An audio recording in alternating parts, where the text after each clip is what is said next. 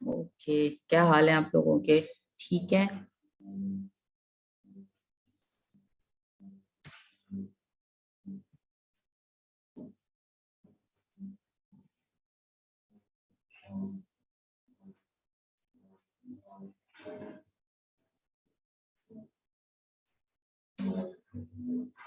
Okay, तो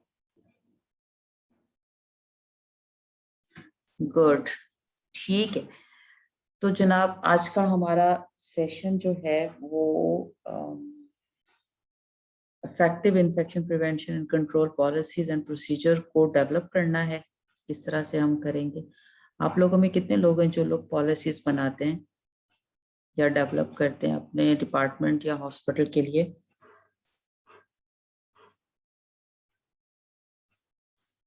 कभी आप लोगों ने पॉलिसी बनाई है?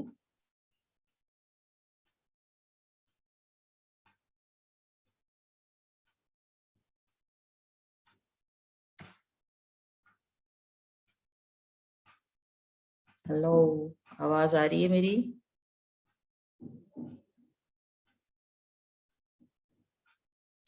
आप लोग ने कभी पॉलिसी कोई डेवलप की है? हाँ, नहीं, नो?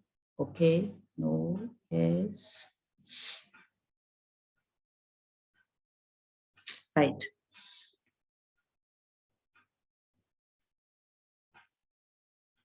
ठीक है। तो आज हम थोड़ा सा देखेंगे, थोड़ा सा लर्न करेंगे कि पॉलिसीज कैसे बनाई जाती हैं और किस तरह से उसका प्रोसीजर होता है और उसकी ज़रूरत क्या है। ज़रूरत इसलिए है कि इन्फेक्शन कंट्रोल डिपार्टमेंट के लिए अ, अपनी बहुत सारी ऐसी यूनिक पॉलिसीज बनानी पड़ती हैं जो आमतौर पे जर्नली हॉस्पिटल्स में अवेलेबल नहीं होती। और आपकी वो जो पॉलिसीज हैं उसको बनाएगा कौन? जाहिर है जो इन्फेक्शन कंट्रोल एक्सपर्ट होगा। तो एक्सपर्ट इन्फेक्शन कंट्रोल के लिए ये सीखना जरूरी है कि पॉलिसीज होती क्या हैं। थोड़ा सा बेसिक हम आपको इसका बैकग्राउंड देंगे। और क्योंकि हर पॉलिसी अपने हॉस्पिटल या अपने इदारे के हिसाब से बनती है, लेकिन उसके जो कुछ कंपोनेंट्स होते हैं वो सेम होते हैं। तो आज हम सीखेंगे कि उसका मकसद क्या है, बनाने क्यों चाहिए और क्या इसकी इम्पोर्टेंस है। ठीक है।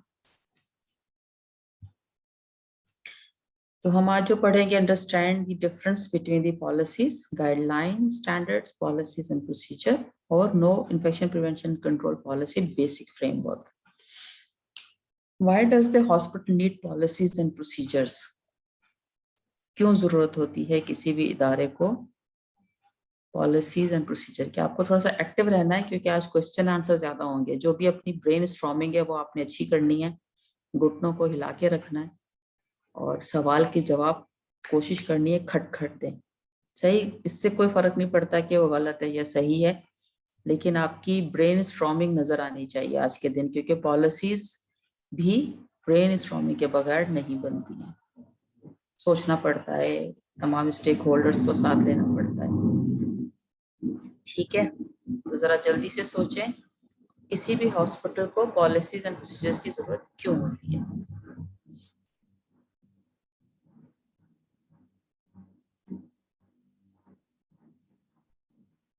For effective patient care, yes, and to improvement, मुझे स्टैंडर्ड मेंटेन करने के लिए, बिल्कुल सही है। ठीक जुमेरा, डेवलपमेंट के लिए, yes, standard good image to better outcome और अपना मैसेज लोगों तक पहुंचाना कि ये हमारी लिमिट्स हैं इन्फेक्शन प्रिवेंशन के लिए टू अचीव बेटर आउटकम। ठीक है, तो हम लोग इस देखते हैं कि हम ये पॉलिसीज एंड प्रोसीजर्स क्यों बनाते हैं। ठीक है, why does the hospital need policy and procedure to communicate exactly what is expected from all staff? हाँ, क्या जो इदारा एक वर्क कर रहा है, जिसके पास उसके एम्प्लॉयज हैं, उसके दरमियान कम्युनिकेशन होगी, है ना? हायर मैनेजमेंट के दरमियान और वर्कर्स के दरमियान कम्युनिकेशन होगी। वो कम्युनिकेशन हर वक्त हर एक के लिए नहीं होती है। उसके लिए मैनेजमेंट क्या चाहती है, वो कम्युनिकेशन करने के लिए हम अपनी पॉलिसीज बनाते हैं कि इदारे के कि गोल्स क्या हैं और इदारे के मिशन एंड ऑब्जेक्टिव्स क्या हैं। वो मिशन एंड ऑब्जेक्टिव की बेस पे हेल्थ केयर वर्कर या जो स्टाफ होते हैं, जो काम वर्कर्स होते हैं वहां पे, उनसे उन इदारे की एक्सपेक्टेशन क्या है। तो उस एक्सपेक्टेशन को कम्युनिकेट करने के लिए स्टाफ और हायर मैनेजमेंट के दरमियान एक ब्रिज का काम करती है पॉलिसी। ठीक है, to standardise care to use practice note to be effective. फिर वो प्रैक्टिसेस जो स्टाफ प्रोवाइड कर रहा होता है वो एक स्टैंडर्ड के हिसाब से होनी चाहिए। ठीक है, ऐसा नहीं है कि वार्ड ए के अंदर हैंड हाइजीन की प्रैक्टिस अलग चल रही है, वार्ड बी के अंदर हैंड हाइजीन की प्रैक्टिस अलग चल रही है, और वार्ड सी के अंदर क्या चल रहा है, और तीनों का कोई आपस में कोई रिलेशन नहीं है या कोई भी सिमिलैरिटी नहीं है। तो उसको स्टैंडर्डाइज करने के लिए कि जो भी मैसेज जा रहा है वो एक है, उसको जो भी काम करना है वो उसी हिसाब से करना है, तो उसके लिए एक पॉलिसी डेवलप की जाती है जिसमें स्टैंडर्ड प्रैक्टिसेस की पूरी एक आउटलाइन मौजूद होती है। ठीक है, तो वो भी कम्युनिकेट करना होता है। To help answer questions when supervisors are not around. अगर एक हॉस्पिटल के अंदर एक स्टाफ मौजूद है और उससे आके कोई कहता है कि आपके पास आप लोग हैंड हाइजीन कैसे करते हैं, तो कोई भी जवाब दे सकता है, क्योंकि किसी भी हॉस्पिटल की अगर हैंड हाइजीन की पॉलिसी बिल्कुल क्लियर है और तमाम स्टाफ को उसका पता है, तो जरूरी नहीं है कि सुपरवाइजर या इंचार्ज कोई आकर जवाब दे। कोई भी आके उसको बता सकता है कि हैंड हाइजीन की सही प्रैक्टिसेस क्या हैं और उसके स्टेप्स क्या हैं। तो कोई भी रिस्पॉन्स भी कर सकता है, कोई किसी को पढ़ा भी सकता है, कोई किसी को गाइड भी कर सकता है। ठीक है, अगर आपके पास एक पॉलिसी बनी हुई है। To help orient new staff to facility specific practices. इसके अलावा क्योंकि हर जगह पे हायरिंग होती है, नए लोग आ रहे होते हैं, न्यू इंडक्शन हो रही होती हैं, तो उसके लिए भी एक पाथवे मौजूद है कि उनको किस तरह से पढ़ाना है और क्या पढ़ाना है और स्टैंडर्ड क्या है और हॉस्पिटल की रिक्वायरमेंट क्या है। इसके अलावा to avoid degradation of the practice from the safe to unsafe, और ताकि स्टैंडर्ड अगर एक मेंटेन है, स्टैंडर्ड पॉलिसीज मौजूद हैं, तो जो भी काम होगा, जो भी प्रैक्टिसेस होंगी वो सेफ होंगी और उसको प्रिवेंट किया जा सकता है अनसेफ प्रैक्टिसेस से। इसलिए पॉलिसीज की और प्रोसीजर्स की जरूरत होती है। ठीक है, ये एक एक्टिविटी है। अब आप लोग बताएंगे कि इन तीनों के दरमियान में क्या डिफरेंस है। गाइडलाइंस हम किसको कहते हैं, पॉलिसीज किसको कहते हैं, और एसओपीज किसको कहते हैं। तो सबसे पहले आप बताएं गाइडलाइंस क्या होती हैं। फट फट शाबाश, ब्रेनस्टॉर्मिंग। बिल्कुल, to accountability and better care of patient, it's also opportunity to patient to choose the place where they get good care. Yes, instruction. ये आप गाइडलाइन का जवाब दे रही हैं बुशरा।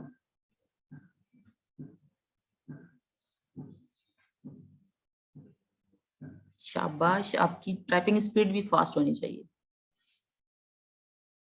क्योंकि मुझे इसके बाद 2 सवाल और पूछने। पॉलिसीज एंड एसओपीज, इसके लिए पहले से सोच के रखें पॉलिसीज क्या है और एसओपीज क्या है। अभी तो गाइडलाइन बताएं क्या है। क्या सब लोग चाय पीने चले गए। प्रिंसिपल, रूल्स एंड रेगुलेशन, शराबिया, और कोई। जैसे इंस्ट्रक्शन पहले भी किसी ने बताया, बुशरा ने। चले अब पॉलिसीज बताएं, what is policy.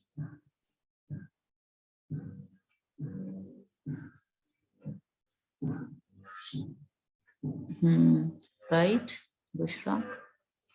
Rules,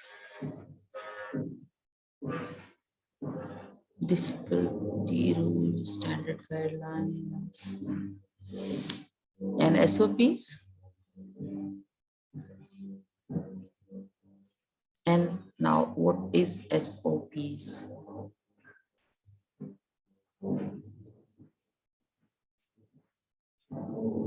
Standard operating procedures, SOPs.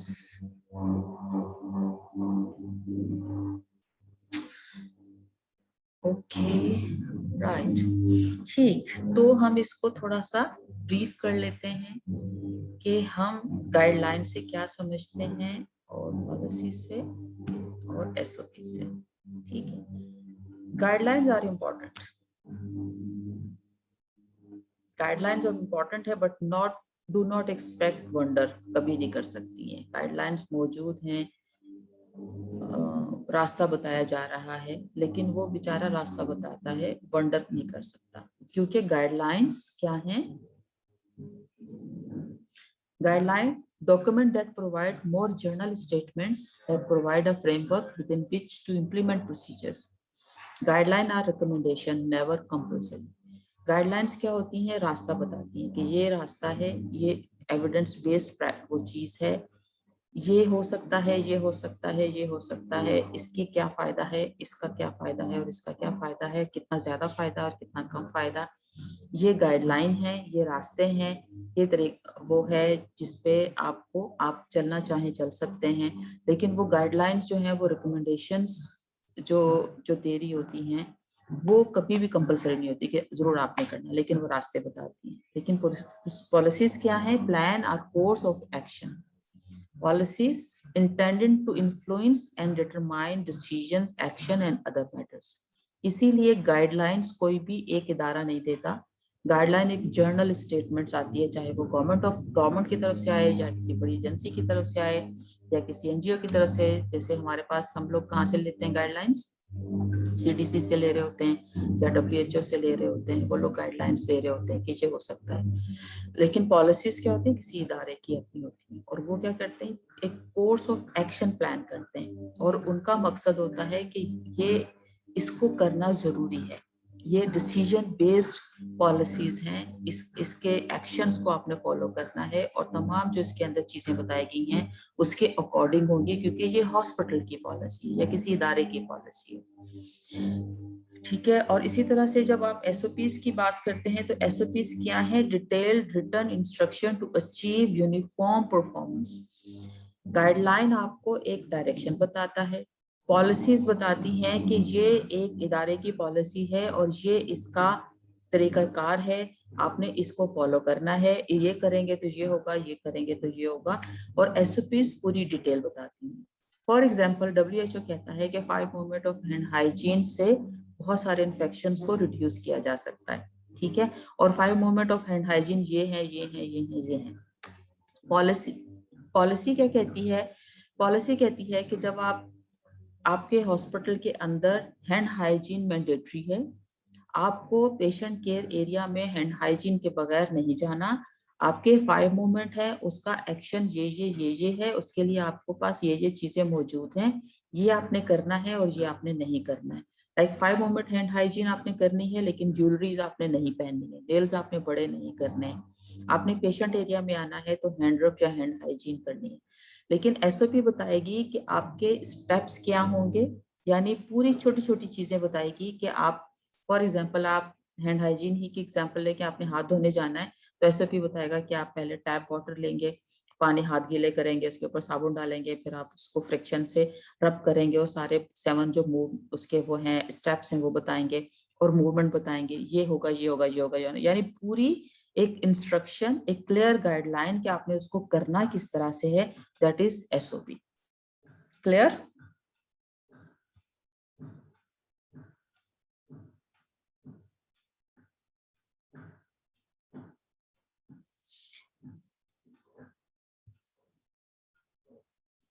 ठीक है, इसकी एग्जांपल हम थोड़ी सी और दे देते हैं। फॉर एग्जांपल, यहाँ पे स्लाइड पे दिया हुआ है ड्राइविंग एंड द ट्रैफिक।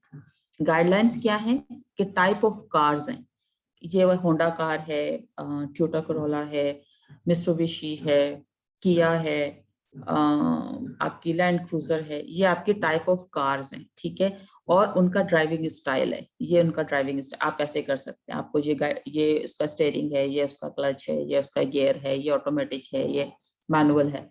तो वो क्या, आपने उसकी गाड़ियों के बारे में उसकी पूरा स्टाइल बता दिया, टाइप ऑफ कार्स बता दी, इसकी स्पीड कितनी होगी, इसका ये कितना, ये कितना, इसकी पेट्रोल कंजम्पशन कितनी है, सारी चीजें उसने बता दी। ठीक है, लेकिन पॉलिसीज क्या है? Traffic law and policies. आपका, आपने अगर रास्ता अख्तियार करना है तो आप रॉन्ग वे से नहीं आ सकते, जिस तरफ ट्रैफिक जा रहा है उसके अगेंस्ट नहीं आ सकते। अगर ट्रैफिक सिग्नल रेड है तो आप वहां से ट्रैफिक को रूल को आउट कट करके बाईपास करके आगे नहीं जा सकते। अगर कोई एम्बुलेंस आ रही है तो एम्बुलेंस को आपने रास्ता देना है।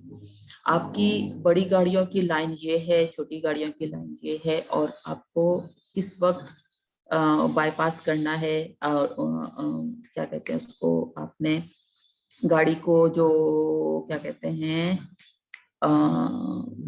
ओवरटेक करना है तो वो आपने इस वाले रास्ते से करना है। तो वो क्या कह रहा होता है, वो डायरेक्शंस बता रहा होता है। यहाँ पे अगर कहीं पे कुछ कट लगा हुआ है किसी कार के ऊपर, आपने अक्सर देखा होगा कि जो रोड जो सिग्नल पे साइनेजेस लगी हुई होती हैं, उस साइनेजेस को आपने फॉलो करना है। तो प्रोसीजर क्या है, प्रोसीजर क्या करता है कि वो बताता है कि आपने गाड़ी को स्टार्ट कैसे करना है, राइट कैसे लेके जाना है, लेफ्ट कैसे लेके जाना है, पहले गियर में गाड़ी किस स्पीड पे चलानी है, सेकंड गियर में कैसे जाएगी, थर्ड में किस तरह से जाएगी। तो ये सारी चीजें जो है वो आपको एसओपीज।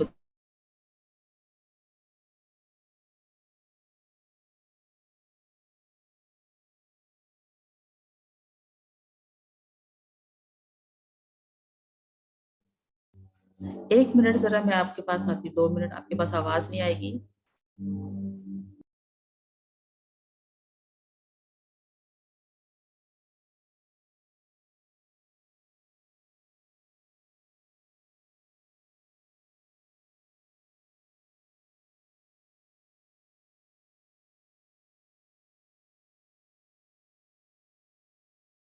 राइट।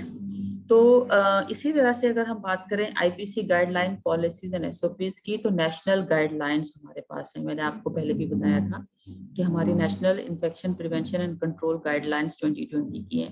तो that is guideline, principle of hand hygiene इसके अंदर लिखा हुआ है, एक बताया हुआ कि किस तरह से होगा क्या होगा। लेकिन अगर आईपीसी पॉलिसीज की बात करें तो hand hygiene should be practised by all clinical and non clinical staff according to the recommended techniques and indications. Policies आपको बता देती हैं कि ये आपके इंस्टीट्यूट में ये पॉलिसी हैंड हाइजीन की है कि आपके clinical and non clinical staff के लिए ये टेक्निक रिकमेंडेड है और ये इंडिकेशन है कब कब उसको करनी है हैंड हाइजीन। और प्रोसीजर क्या करेगा, स्टेप ऑफ हेल्पफुल हैंड रब, जैसे मैंने भी बताया। तो ये आपकी तीन चीजों के डिफरेंशिएट अगर आपको करना है तो नेशनल गाइडलाइंस क्या होती हैं, पॉलिसीज क्या होती हैं, प्रोसीजर्स क्या होते हैं, एसओपीज क्या होती हैं, उसको आप इस तरह से डिफरेंशिएट कर सकते हैं। क्लियर है?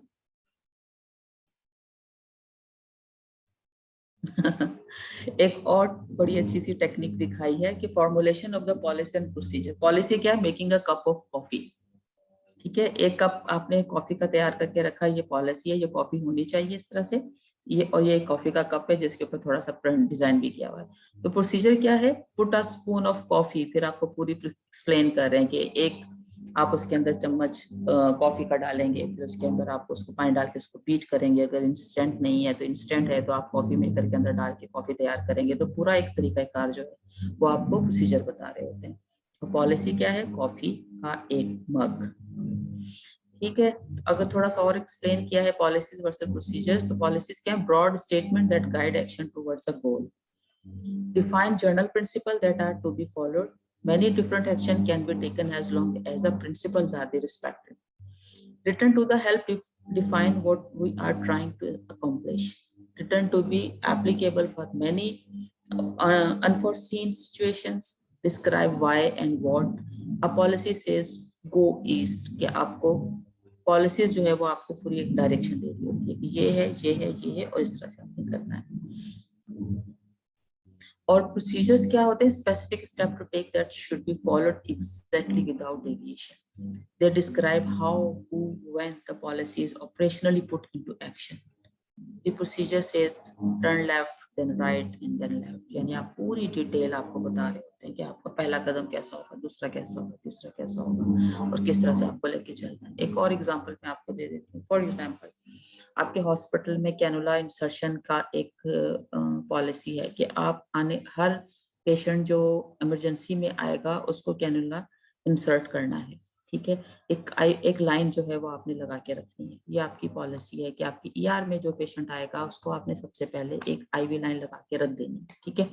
अब उसका प्रोसीजर क्या होगा? प्रोसीजर में फिर आप पूरा डिटेल होगा कि आप एक आईवी ट्रे तैयार करेंगे, उसके अंदर एक कैनुला होगा, उसके अंदर पेपर टेप होगी, उसके अंदर वाटर फ्लश होगा, उसके अंदर जो एक मार्कर होगा जिससे आप पेशेंट वो लिखेंगे, डेट एंड टाइम लिखेंगे, स्किन डिसइंफेक्टेंट होगा, हैंड रब होगा। उसके बाद फिर आप जब प्रोसीजर उस पे जाएंगे करने की, ट्रे तैयार होगी, अब आप जाएंगे पेशेंट के पास, तो आप पहले हैंड हाइजीन करेंगे, पेशेंट को एक्सप्लेन करेंगे, स्किन को सर्कल मोशन में आप स्किन डिकंटामिनेट करेंगे, उसको टॉनिकेट करेंगे। मतलब ये सारी चीजें जो है वो फिर आपकी प्रोसीजर में आ जाएंगी, जिसमें पूरी डिटेल लिखी होगी और उसमें कोई चीज मिसिंग नहीं होनी चाहिए। और वो उस प्रोसीजर के अगेंस्ट हेल्थ केयर वर्कर अपना काम कर रहा होगा। और आमतौर पे इन्फेक्शन कंट्रोल वाले लोग इस पॉलिसीज को सबको तैयार करके स्टाफ को देते हैं और उसकी बाकायदा उनको ट्रेनिंग देते हैं, और फिर उसी के अगेंस्ट उनकी चेकलिस्ट तैयार होती है जिसकी बेस पे जाके वो ऑडिट करते हैं। क्योंकि जो पॉलिसी हॉस्पिटल की है और जो प्रोसीजर हॉस्पिटल का है, जो पढ़ाया गया है, उसी के अगेंस्ट ऑडिट किया जाता है कि मालूम किया जा सके कि जो आपने पढ़ाया वो सही तरह से इम्प्लीमेंट हो रहा है या नहीं हो रहा।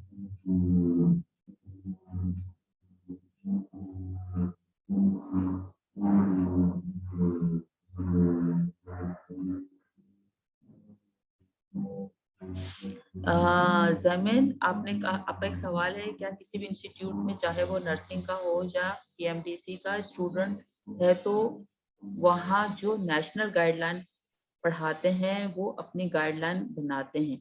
देखो, वो गाइडलाइन नहीं बनाते, वो पॉलिसीज बनाते हैं। गाइडलाइन तो एक रिकमेंडेशन है कि ये होना चाहिए, जिससे आप रेफरेंस लेते हैं। क्योंकि आपकी कोई भी पॉलिसीज आपकी अपनी मर्जी से नहीं बनती है। लाइक अगर आप ये चाहते हैं कि कैनुला लगाना है आपने, मैं जैसे अभी एग्जांपल दे रही थी कैनुला की ही, तो कैनुला लगाने का जो तरीका कार आप अपनी पॉलिसी में बनाते हैं उसकी गाइडलाइंस होती हैं, क्योंकि एविडेंस बेस्ड गाइडलाइन हमें चाहिए होती हैं। अगर हम कहते हैं कि स्किन को डिकंटामिनेट करना है, तो स्किन को क्यों डिकंटामिनेट करना है? स्किन के ऊपर ऐसा क्या है कि आप उसके पहले अल्कोहल रब से स्किन को साफ करेंगे और फिर कैनुला इंसर्ट करेंगे? तो इसकी क्या लॉजिक है, इसकी क्या वजूहत है? उसकी बाकायदा जो एक गाइडलाइंस बनी हुई होती हैं, जो रिकमेंडेशंस होती है, उसके पीछे पूरा एक साइंस काम कर रही होती है। उसको स्टडी किया गया होता है, उसको बाकायदा रिसर्च की गई होती है कि अगर ये एक्ट हम करते हैं तो उसके पीछे क्या क्या साइंस जो है वो क्या क्या प्रूव करती है। अगर हम स्किन को डिकंटामिनेट नहीं करते तो कितने पेशेंट ऐसे थे जिनमें इन्फेक्शन होने के चांसेस बढ़ गए, और कितने ऐसे पेशेंट्स हैं जिनको स्किन को डिकंटामिनेट किया तो पेशेंट के अंदर इन्फेक्शन के चांसेस कम हो गए। तो सब एविडेंस बेस्ड गाइडलाइंस या रिकमेंडेशंस होती हैं। उसके बिहाफ पे हॉस्पिटल अपने हिसाब से अपनी पॉलिसीज को डेवलप करता है, लेकिन उसको रेफरेंस देना पड़ता है। और जो रिकमेंडेशन गाइडलाइंस जो होती हैं वो आपकी रेफरेंस में आ जाती है कि ये रेफरेंस है जिससे मैंने ये वाली गाइडलाइंस को लिया है। अब हो सकता है कि आप एक हॉस्पिटल कह रहा हो कि मेरी इमरजेंसी में जो भी पेशेंट्स आएंगे वहां सबको कैनुला लगेगा, और दूसरा हॉस्पिटल कह रहा है नहीं, मेरी इमरजेंसी में जो भी पेशेंट्स आएंगे सिर्फ नीड बेस्ड कैनुला लगेगा, वरना हम हर एक को कैनुला नहीं लगाएंगे। तो ये हर हॉस्पिटल का अपना एक पॉलिसी मैटर है, इसलिए पॉलिसीज वेरी करती हैं, गाइडलाइंस वेरी नहीं करती। गाइडलाइंस एक जनरल गाइडलाइंस आती हैं, जैसे ये मैंने अभी आपको नेशनल गाइडलाइंस दिखाई थी, ये पूरे पाकिस्तान के हॉस्पिटल्स के लिए हैं। लेकिन उस वहाँ के लोग अपनी पॉलिसी क्या बनाते हैं, क्या वो हर पेशेंट को कैनुला लगाए रखना चाहते हैं या नहीं लगाए रखना चाहते हैं, तो ये उस हॉस्पिटल की अपनी पॉलिसी है। हाँ, गाइडलाइन उस वक्त काम आएंगे जब उसने कैनुला लगाना है, चाहे उसने जरूरत की बेस पे लगाना है, चाहे उसकी पॉलिसी है कि हर एक को लगाना है, उसके हिसाब से जो है वो उसको लगाएंगे। लेकिन तरीकाकार वो होगा जो गाइडलाइंस बताते हैं, जिसका आपने रेफरेंस लिया है।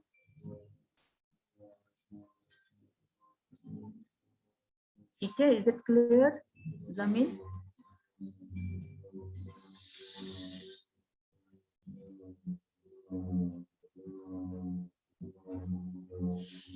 ओके,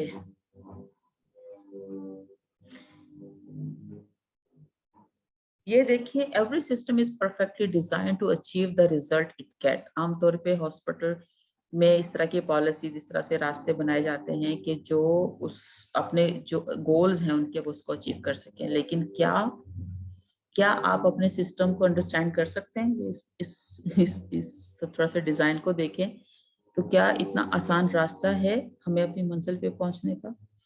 तो हमें बेसिकली ये रास्ते आसान बनाने हैं, ठीक है। तो आप क्या करते हैं? आप पॉलिसीज देखते हैं और उसको अंडरस्टैंड करने की कोशिश करते हैं कि ये किस तरह से काम करेगी।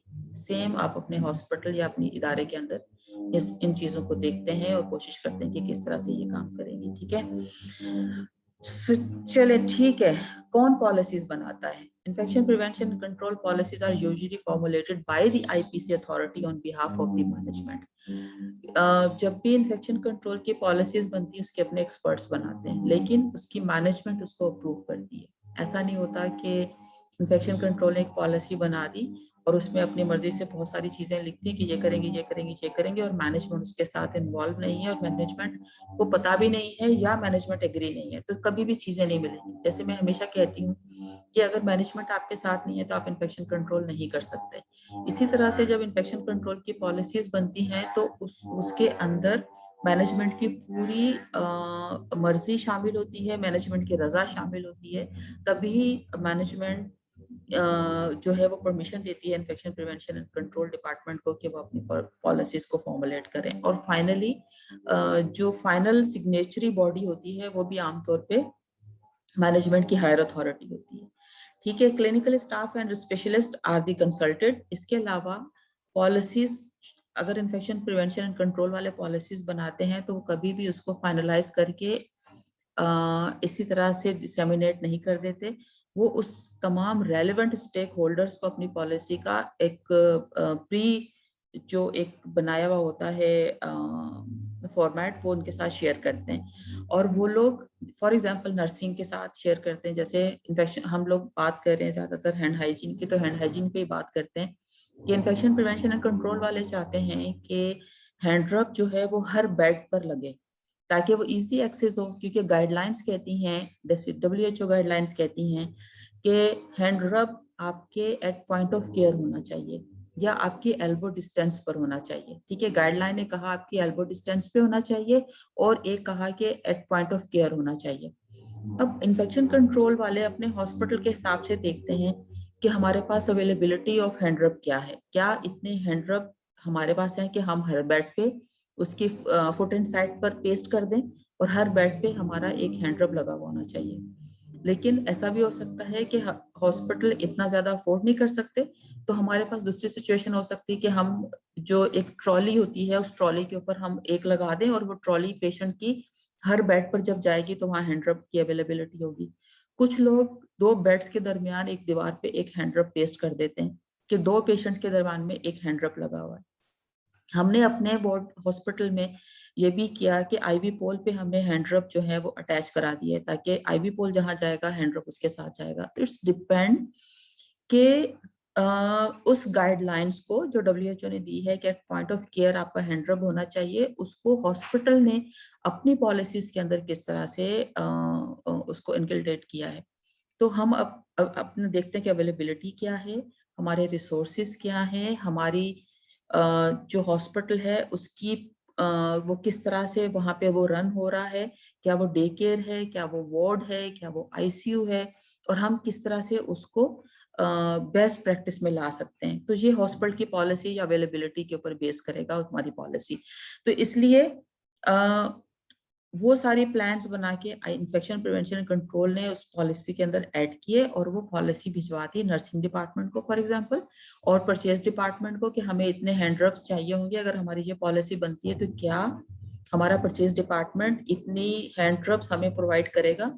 इसके अलावा हम अपनी और जो रेलिवेंट स्टेक होल्डर्स होते हैं उनको भी भिजवा देते हैं कि आप ये पॉलिसीज देख लें, हम इसको फॉर्मुलेट कर रहे हैं, अगर आपका इसके अंदर कुछ इनपुट आपने डालना है तो आप डाल दें।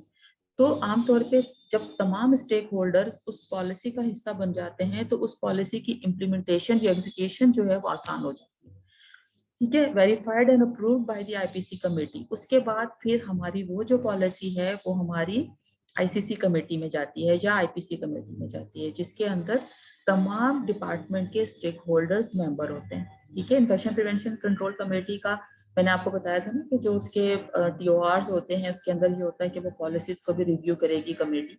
तो पॉलिसीज को वो पूरा वेरीफाई करते हैं कि ये जो स्टैंडर्ड्स हमारे गाइडलाइंस ली गई हैं और हमारे तमाम स्टेक होल्डर्स और हमारी अवेलेबिलिटी ये पॉसिबल है, तो फिर IPC उसको देख के उसको अप्रूव करती है। उसके बाद वो policy goes to the top management for the verification. फिर उसके बाद मैंने जब से शुरू में बताया था कि टॉप मैनेजमेंट इसमें इन्वॉल्व होती है।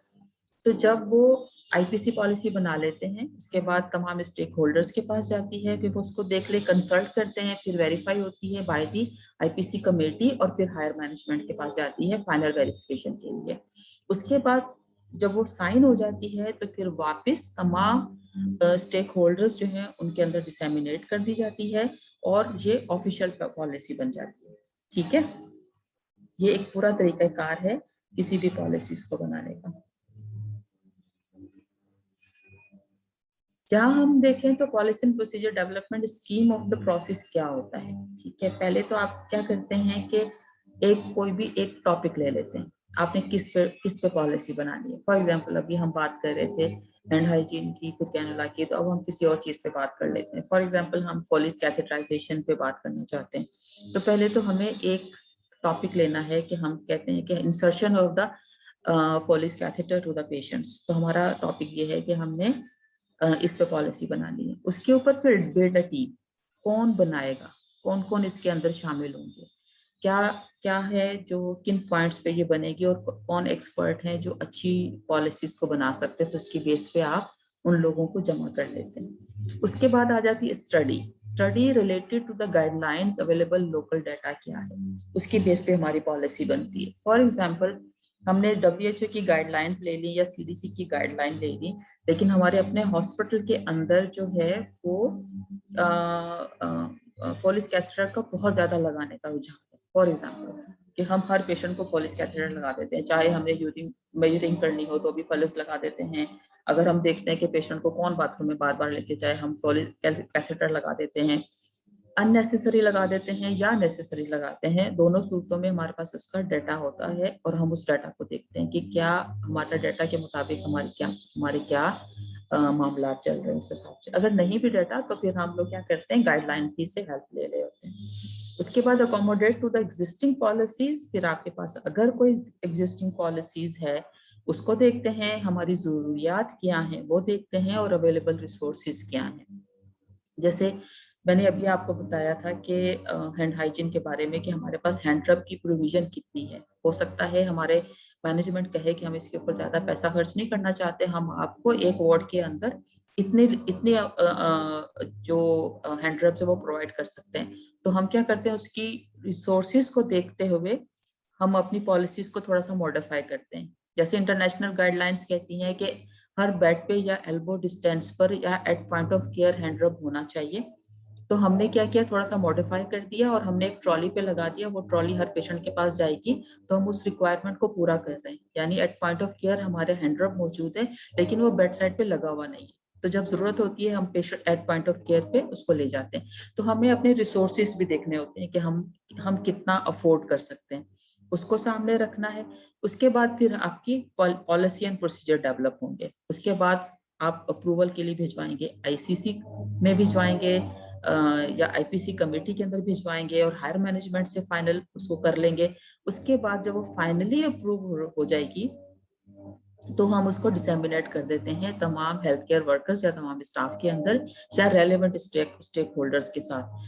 और उसके बाद फिर हम क्या करते हैं, उसी के अगेंस्ट मॉनिटर करते हैं कंप्लायंसेस या रिवैल्यूएट करते हैं कि हमारी पॉलिसी कितनी सक्सेसफुली इम्प्लीमेंट हो गई या उसके अंदर कुछ लूप होल्स हैं जिसको हमें मजीद करेक्ट करने की जरूरत है।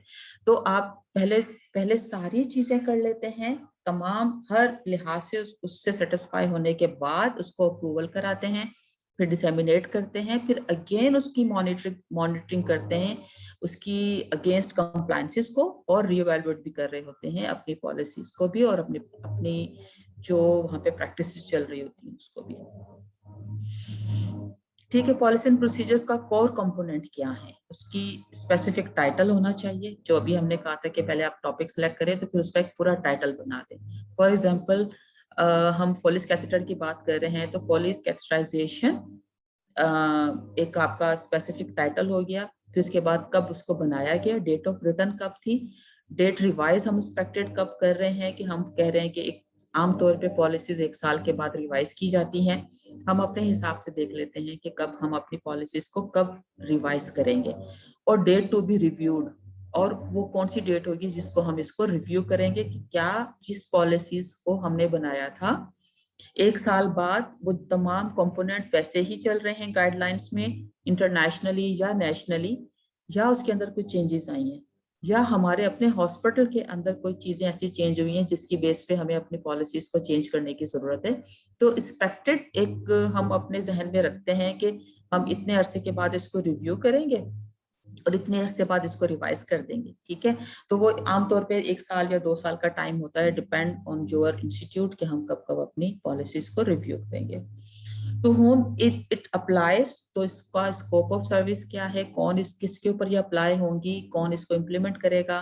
फिर उसके बाद पॉलिसी से स्टेटमेंट होता है कि हमारी ये पॉलिसीज बन क्यों रही हैं, इसके पीछे रीजन क्या है, इसके होने से क्या होगा।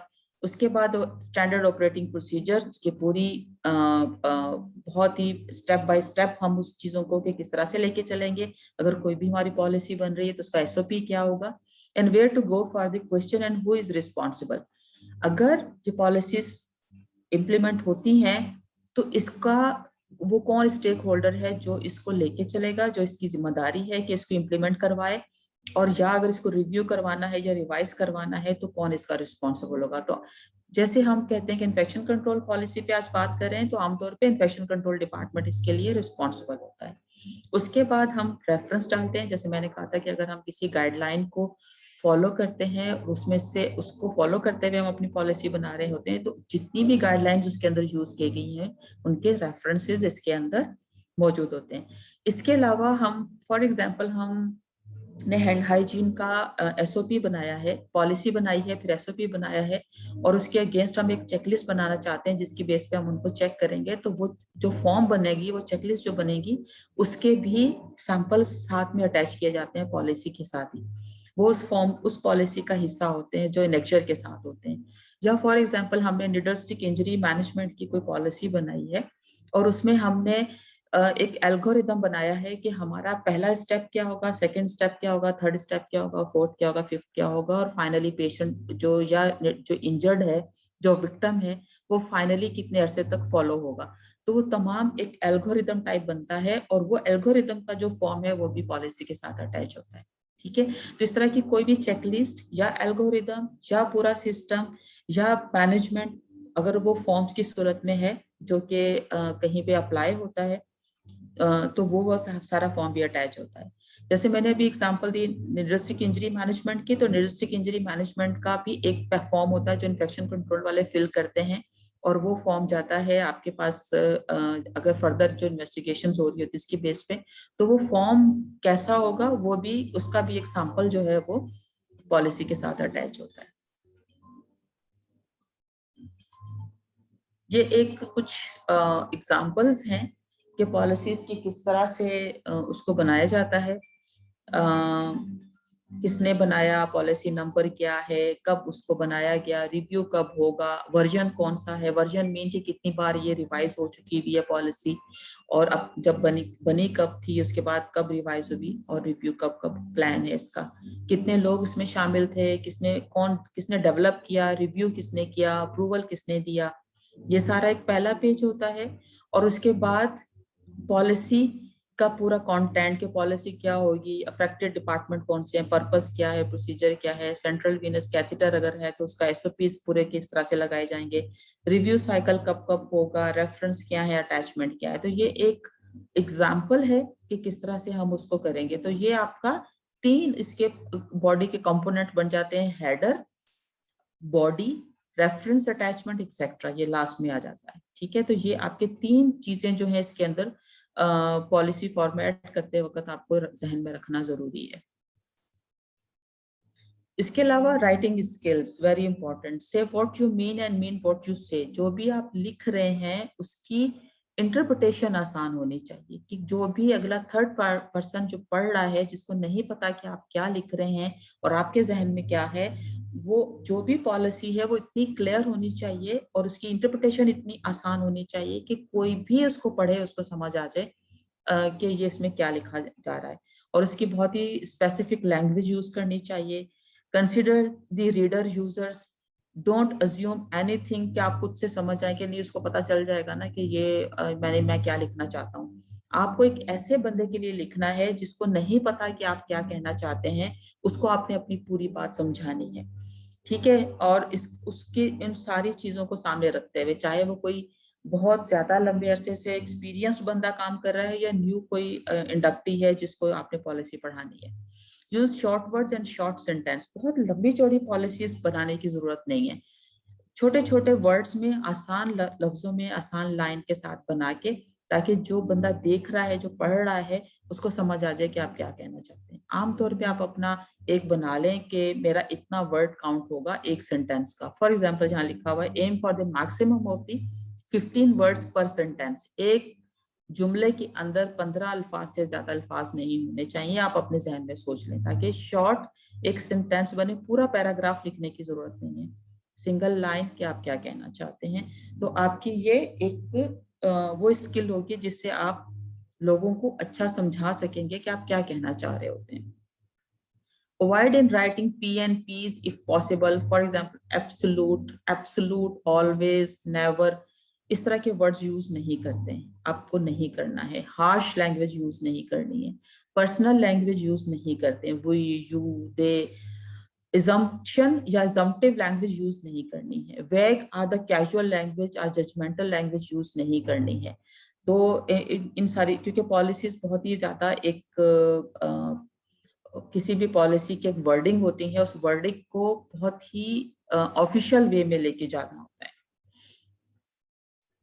Pitfalls, for example, adopting a policy from another country which has a different resource base to yours. हमारे हॉस्पिटल का बजट कुछ और है, आगा खान का बजट कुछ और है, लियाकत नेशनल का या शौकत खानम का बजट कुछ और है, गवर्नमेंट हॉस्पिटल का बजट कुछ और है, या बाहर के ममालिक की पॉलिसीज किसी और बेस पे बनी हुई है, हमारे मुल्क की पॉलिसी किसी और।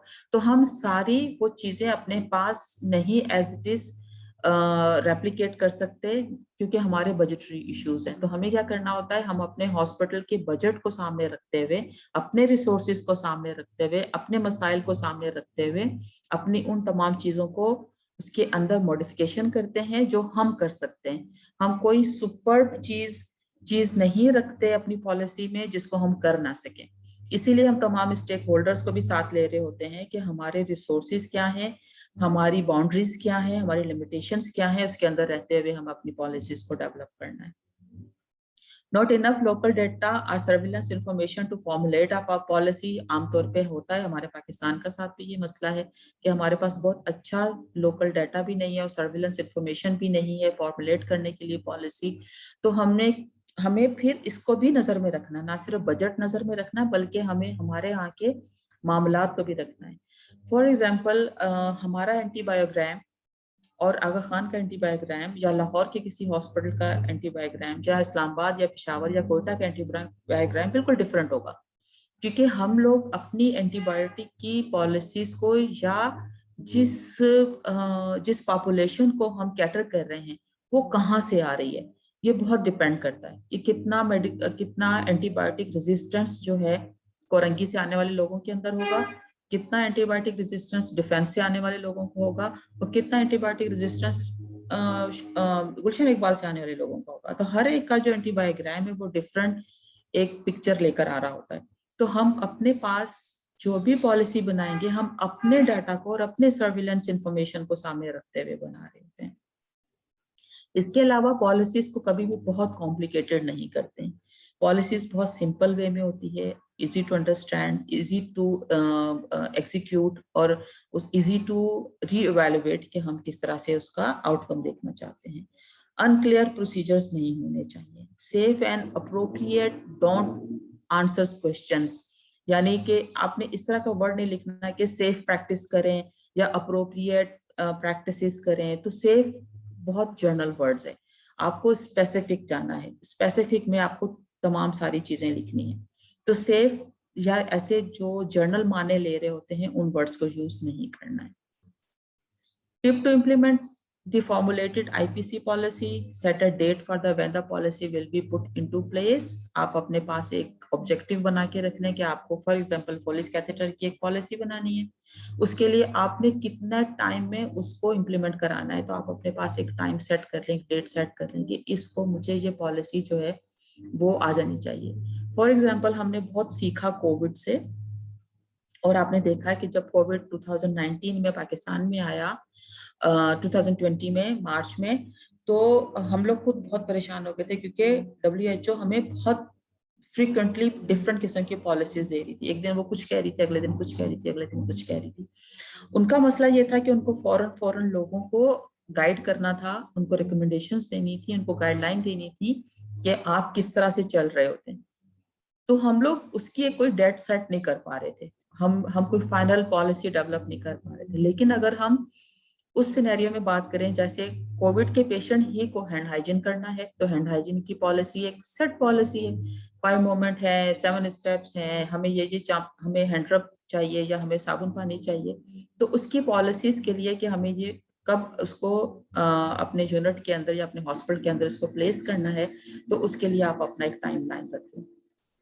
उसके बाद call a meeting and go through the policy with everyone. उसके बाद एक मीटिंग रखें, क्योंकि आपके पास अब ऑब्जेक्टिव भी है कि आपने किस पे काम करना है, और आपने अपना एक टाइमलाइन भी सेट कर ली है कि मुझे इस टाइमलाइन तक इसको करना है। उसके हिसाब से आप उन तमाम रेलेवेंट स्टेक होल्डर्स को, हमेशा याद रखें, रेलेवेंट स्टेक होल्डर्स को आपने कॉल करना है फॉर द मीटिंग, और उनके सामने अपना एजेंडा पॉइंट रख देना है और उनसे डिस्कस करना है कि अब आप बताएं, ये हमारा कंटेंट है, ये हमारा ऑब्जेक्टिव है, हमें इसको इस हद तक, इस डेट तक हमें इसको डिसैमिनेट करना है, हमें आपका वर्डिक्ट चाहिए, तो आप अपने कमेंट्स इसके ऊपर दे दें। उसके बाद start training on the new policy. जो भी पॉलिसी आपके डेवलप हो गई है, आप जिनके साथ आपने इसको एग्जीक्यूट कराना है, उन लोगों को उसकी पॉलिसी की ट्रेनिंग देना शुरू कर दें कि ये पॉलिसी है और इसके अंदर ये लिखा है और आपकी अवेयरनेस इसके हिसाब से होनी चाहिए। उसके बाद monitor the outcome of the new policy. उसको जरूर देखते रहें कि अब इसका इम्पैक्ट क्या पड़ा है। याद रखें, बहुत सारी पॉलिसीज, नेट भरा पड़ा हुआ है, जो चीज चाहेंगे अंदर मिलेगी, ऐसी थाउजेंड्स गाइडलाइंस एंड पॉलिसीज पड़ी हुई हैं। जब तक हम उसकी एग्जीक्यूशन प्रॉपरली नहीं करवाएंगे, वो पॉलिसीज बेकार हैं। तो हमारी अपनी पॉलिसी भी इस तरह से बेकार नहीं होनी चाहिए। बन गई है तो लोगों को उसकी इंफॉर्मेशन होनी चाहिए। अगर इंफॉर्मेशन आपने प्रॉपरली दे दी है, डिसैमिनेट कर दिया है, तो अब आपको उसका आउटकम मॉनिटर करना है। उसका आउटकम मॉनिटर करने के लिए आपने ये देखना है कि क्या डिफिकल्टीज आ रही हैं इम्प्लीमेंटेशन में और वो कितना सपोर्ट दे रही है। तो ये है आपका आउटकम, जो कि आपको हर हाल में इसको देखना है। मुझे 2 मिनट के लिए एक्सक्यूज कीजिएगा।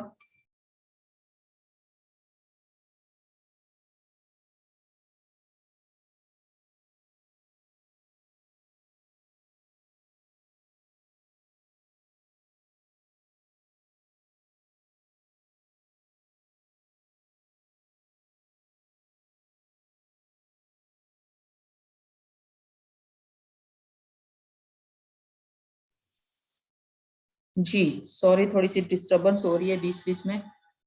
आप लोगों के कोई क्वेश्चन है? अब तक कुछ समझ आ रहा है? Any question?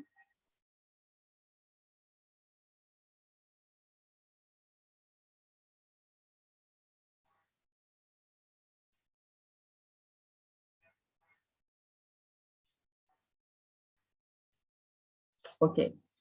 तो उसके बाद क्या है कि revise aspect that do not fit into the work pattern. अब आपने क्योंकि सारी आप आउटकम चेक कर रहे हैं, लोग पॉलिसीज को आपने इम्प्लीमेंट करवाने के बाद उसके आउटकम देख रहे हैं, तो अब आप देखें कि क्या ऐसी चीजें हैं जो कि आपके वर्क पैटर्न के अंदर फिट नहीं हो पा रही हैं। ठीक है, make sure a copy of the policies available in each health working area और यूनिट। अगर आपके हॉस्पिटल के अंदर HMI सिस्टम मौजूद है, जैसे कि इंडस हॉस्पिटल में है, तो वहाँ पे हमारा एक शेयरिंग फोल्डर है जहाँ पे तमाम डिपार्टमेंट की पॉलिसीज के फोल्डर्स मौजूद हैं। अगर ऐसा है तो आप अपने सिस्टम पे इसकी पॉलिसीज को रख सकते हैं। अगर ऐसा नहीं है तो एक infection prevention and control policy manual her floor पर होना चाहिए, ताकि वहां के लोगों को जब भी जरूरत पड़े वो उससे हेल्प ले लें। ठीक है, इसके अलावा revise the policy at regular interval, हर कुछ अरसे के बाद जब जरूरत पड़ रही है आप अपनी पॉलिसी को रिवाइज कर लें। जैसे मैंने अभी बताया कि WHO की गाइडलाइंस बहुत फ्रिक्वेंटली चेंज हो रही थी, तो हम अपनी पॉलिसीज को भी उसी तरह से चेंज करते जा रहे थे क्योंकि उसकी जरूरत।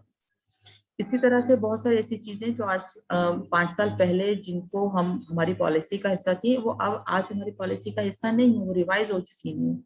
Guidelines and studies day by day नई नई चीजों को इंट्रोड्यूस करा रही होती है और उसके फैक्ट एंड फिगर्स बता रही होती है कि अब इसको इस तरह से इसको हमने चेंज कर दिया है। तो हम अपनी उन गाइडलाइंस को देखते हुए अपनी पॉलिसीज को रिवाइज करते रहते हैं और इसको हर कुछ टाइम के बाद रिवाइज होना चाहिए। Document revision and circulate, revise document भी सर्कुलेट होना चाहिए और उसके अंदर मेंशन होना चाहिए पॉइंट्स कि आपने कौन से वाला नंबर आपने इसके अंदर रिवाइज करके चेंज कर दिया है, ताकि जो भी पढ़ने वाला है वो फौरन एक ही उसमें मिनट में वहां पहुंचे जहां पे उसको देखना है कि कौन सी वाली चीज रिवाइज हुई है। उसके बाद monitor compliances to the policy, ये आपके लिए हमेशा हमेशा जरूरत रहती है कि आपने इसको मॉनिटर करते रहना है कि जो पॉलिसी आपने बनाई है उसका क्या हालात है। रिमेंबर दैट, क्या आपको याद रखने की चीजें हैं। Find out what is the policy is needed for. Unnecessary बहुत सारी पॉलिसीज बना के रखने की जरूरत नहीं है। पहले आप टॉप प्रायोरिटाइज कर लें कि कौन सी वाली चीजों की जरूरत है। जैसे हैंड हाइजीन हम कहते हैं टॉप प्रायोरिटी है, इसकी पॉलिसी आपके पास होना चाहिए। वो तमाम प्रैक्टिसेस एसेप्टिक टेक्निक के साथ होनी चाहिए, तो उनकी उनकी पॉलिसीज आपके पास बनी हुई होनी चाहिए। तो आप अपने जरूर देखें कि आपके हॉस्पिटल में किस चीज की जरूरत है, उसकी पॉलिसीज की लिस्ट डाउन करें और उसको बनाना शुरू कर दें। Make sure there is enough evidence, आपके पास रेफरेंस होनी चाहिए, गाइडलाइंस होनी चाहिए और कि ये कहाँ से आपने वो सारी डाटा जो है वो गैदर किया है और आपने उस किसकी बेस पे आपने ये अपनी पॉलिसीज को बनाया है। Write a draft, consult widely, provide training, send out a written document, उन तमाम लोगों के साथ शेयर करें डॉक्यूमेंट जो आपके स्टेक होल्डर्स हैं। उसके बाद कंप्लाइंस करें एंड रिवाइज करते रहें timely. These are the reference जिससे ये गाइडलाइन बनाई गई है। आज एक्चुअली ये एक आपका लेक्चर था जो पिछले हफ्ते होना था, किसी वजह से ये नहीं हो पाया, तो इसको आज हमने चाय की ब्रेक से पहले आप लोगों के लिए शेयर कर दिया है। अब मेरा ख्याल है 15 मिनट की हम ब्रेक लेते हैं और 15 मिनट के बाद आप लोगों का एक लेक्चर था आउटब्रेक इन्वेस्टिगेशन। तो आज आउटब्रेक इन्वेस्टिगेशन नहीं, पहले सर्विलेंस वाला सेशन आज मैं ले रही हूँ। अभी आउटब्रेक वाला हम कल कवर करेंगे इंशाल्लाह। ठीक है, तो आप लोग अभी टी ब्रेक पे जा सकते हैं।